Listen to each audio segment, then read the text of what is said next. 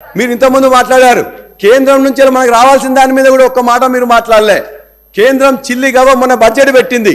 ఆ బడ్జెట్ లో తెలంగాణకు రావాల్సిన వాటాలో ఒక చిల్లి గవ్వ కూడా ఇయ్యలే. ఒక్క మంత్రి మాట్లాడలే, ముఖ్యమంత్రి గారు మాట్లాడలే.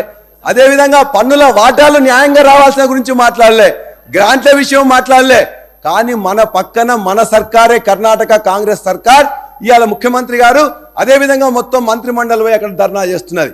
ఆ పక్కనున్న కిందనే ఉన్న కేరళ కూడా ముఖ్యమంత్రి గారు మంత్రులందరూ పోయి ధర్నా చేస్తున్నారు.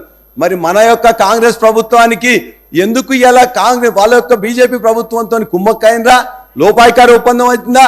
ఎందుకు మాట్లాడలే?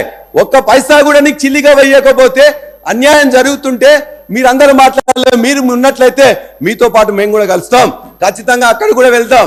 మీకు నిజానికి ఉన్నట్లయితే మన పైసలు న్యాయబద్ధంగా అక్కడి నుంచి రావాల్సిన వాటిని ఖచ్చితంగా కేంద్ర ప్రభుత్వాన్ని నిలదీయాలి, వాళ్ళ దగ్గర నుంచి మన వాటిని రావాలి. దాన్ని మీరు లోపాయికార ఒప్పందం చేసుకుంటే మాత్రం తెలంగాణ సమాజం సహించదు, అది ఎవరైనా కూడా సహించదు. అదేవిధంగా ఇంతకుముందు చాలా మంది మాట్లాడుతూ ఈ గవర్నర్ ప్రసంగంలో చెప్పారు, ఇవాళ ఎవరు ఇచ్చిండ్రు స్వాతంత్రం? తెలంగాణకు ఇచ్చింది మొత్తం కూడా ఇవాళ కాంగ్రెస్ పార్టీ ఇచ్చింది, లేకపోతే సోనియా గాంధీ గారు ఇచ్చిండ్రు చెప్పారు. వాస్తవం చెప్తాం. వాస్తవం ఏంటి?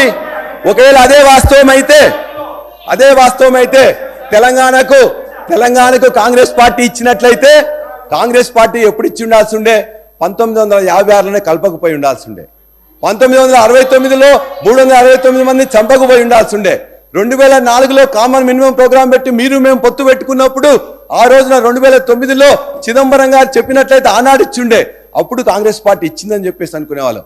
కానీ 2001 నుంచి 2014 తర్వాత పోరాటం చేసి అందరితో జై తెలంగాణ అనిపించి చేసి పోరాటాలు చేసి త్యాగాలు చేసి ఇవాళ ఒక అనివార్యత కల్పించి తెలంగాణ తెచ్చుకున్నాం.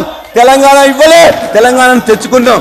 అదేవిధంగా మీరందరూ ఒకవేళ స్వతంత్రం ఇచ్చింది ఏమని చెప్తున్నారు? స్వతంత్రం ఇచ్చింది ఇలా బ్రిటిష్ వాళ్ళు స్వతంత్రం ఇయ్యలే. ఆనాడు నాయకులు, ఆనాడు వ్యక్తులు, ఆనాడు పార్టీలు ఇవాళ మొత్తం కూడా బ్రిటిష్ మీద పోరాటం చేసి తెచ్చుకున్నారు తప్ప బ్రిటిష్ వాళ్ళు ఇచ్చిండ్రు అని చెప్పేసి మీరు ఒప్పుకుంటే ఇవాళ కూడా కాంగ్రెస్ ఇచ్చింది అనుకుంటాం.